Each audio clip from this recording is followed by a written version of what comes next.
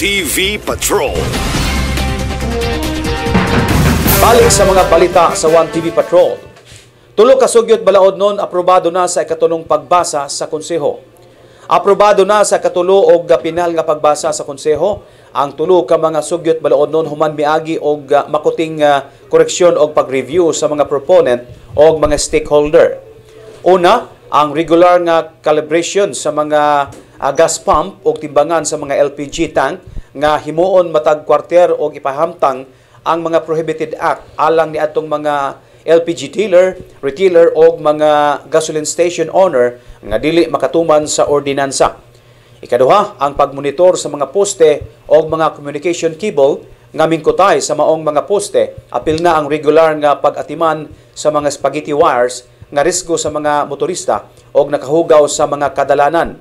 O ang ikatulong proposed ordinance nga naaprubahan sa pinal nga pagbasa ang pag-institutionalize sa City Special Justice Zone nga adunay sistema ang gitukod nga buhatan pinaagi sa mga personnel nga mutaw niini og ang pundo nga igahin sa lokal nga kagamhanan aron epektibo ang buhatan alang sa pagtubag sa mga kaso nga may labot ang online sexual exploitation sa mga kabataan o kababayenan. Gipasabot ni Majority Floor Leader Atty. Mars Tapayan sa balaod nun labot sa mga pagmonitor sa mga poste nga gipagkutayan og mga communication lines. Kini ngadto sa kaseksyon bisan kay giangkon sa balaod ang responsibilidad alang niadtong mga poste nga wala pang angkuna sa mga kumpanya nga mipabarog niini. Matod pa niya umatod pa nga adunay usa ka libo ka mga poste nga anon o walay tag-iya apan adunay aktibong mga communication line nakatay niini. An ordinance providing for the laws and regulations governing the inspection, calibration, and sealing of liquid fuel dispensing pumps, refilling, dealing, and retailing of liquefied petroleum gas in City of Samis, binding penalties and sanctions thereof, and for such other purposes. There was no copy being distributed to all members. I'm sorry for that deficiency, Honorable Chair. With that, Honorable Chair, unless my colleagues has any other final matter to relate to this August body, I move this motion to approve this ordinance as amended on the final reading on joint motion, Honorable Chair. Substantial, kaya mga usa ka libo kapin, walay angkon. Kaligalaan nga na walay angkon. Basid, walay angkon, kaya walay permit. Pag-install, no, it needs permit. O, basid, di na maangkon sa responsibilidad. So wala man maangkon sa responsibilidad, ang LGO may maangkon sa responsibilidad, Honorable Chair. I guess there is none, Honorable Chair. Yeah. So, they are amenable to Section 13. I move this motion to approve this ordinance, including the issuance of wires, cables, and other foreign attachments and posts within the decision of some city for approval on second for the final reading, third reading, Honorable Chair. So next year, magahin yun ang our LGO to our city mayor o budget para sa this decision County Council. Kung naapoy, kaspaning budget ang Supreme Court nga gigahin bahin aning atong decision, Officer. So, with that, unless my colleagues has any other comments or similar remarks, I move this motion to approve this ordinance for the third reading on that motion, Officer. 1TV Patrol. Konseho mipadangat og pahasubo sa pagtaliwan ni former Mario Ferraren. Mipadangat og pahasubo ang mga miyembro sa konseho sa dakbayan sa usamis sa kamatayon ni former City Councilor Mario Rosauro Ferraren. Si Atty. Mars Tapayan ang miduso sa resolusyon nga mipahasubo sa pamilyang hintungdan og ang pag-ila kang late City Councilor Mario Rosauro Ferraren is babalaw atong 1988 hangtod 1992.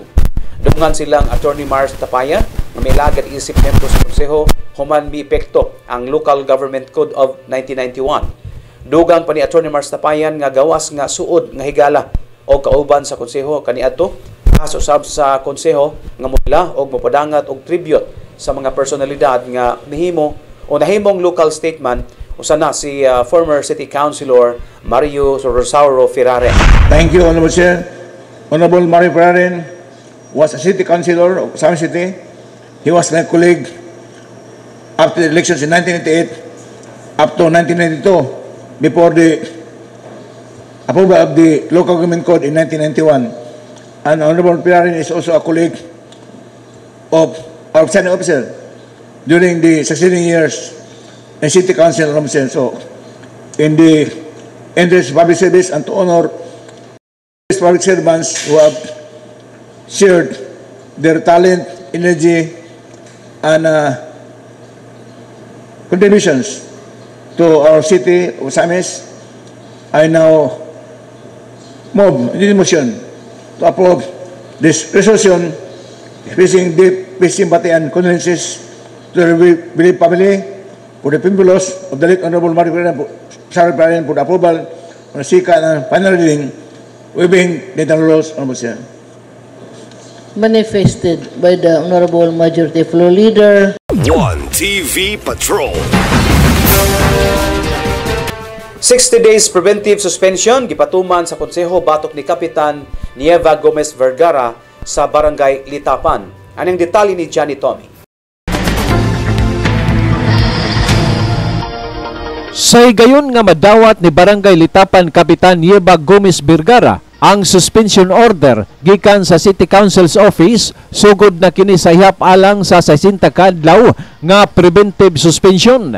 Ang preventive suspension batok ni punong Barangay Nieva Gomez Vergara hiniusang gipaboran sa konseho pinaagi sa usa ka nominal voting aron sa tuyo nga dili maimpluwensahan ang mga witness og mga dokumento sa barangay samtang maghimo sa investigasyon. Kining aksyon sa konseho batok ang Kapitan Nieva Gomez Vergara nakabase sa nalatid sa Local Government Code sa paghatag og katungod sa usa ka hipi ehekutibo o mga miyembro sa konseho nga mopatuman og suspension alang niadtong mga elective official nga dunay reklamo.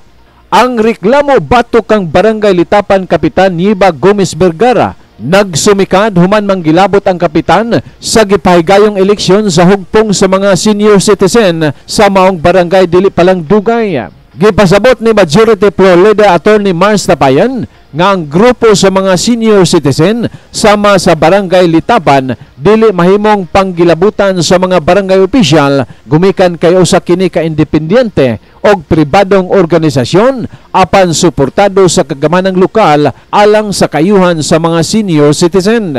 Si Kapitan Nieva Gomez Vergara nakaduso na sa iyang counter affidavit sa konseho human kini giobligar nga motubag pinagi sa usa ka written statement labot sa reklamo gikan sa tulo ka mga personalidad. In order, as provided under the law, in order to preserve the documents in the barangay and to prevent the respondent from making any harassment against the witnesses, I think it would be appropriate that they will be subject to suspension for 60 days. Thank you, Honorable Honorable Sakin Jr., Honorable Waminal Jr. Yes, let's give justice to the complainant. So I say yes. Honorable Salvador, I voted yes. Honorable Tapayan, Honorable Sir, I vote yes. I, for a fact, knew that Senior Citizens Organization is a private organization which is not beholden to the barangay officials, especially the barangay captain, punong barangay. So, it's a private organization which is autonomous and independent of its own, which could make deliberations and meetings according to their own ways and capacities, and to be supported by the LGO. And this meeting, 2 meetings, were approved the city mayor, yet it was stopped by the punong barangay with the comment, wala yung mabuot na ako diri, kaya ako'y kapitan. Alang sa 1TV Patrol, Johnny Tommy reporting. 1TV Patrol. Dugang pa sanay sa atong mga balita sa 1TV Patrol, human lang sa mga bulawanong pahinugdon. 1TV Patrol. 1TV Patrol. 1TV Patrol. 1TV Patrol.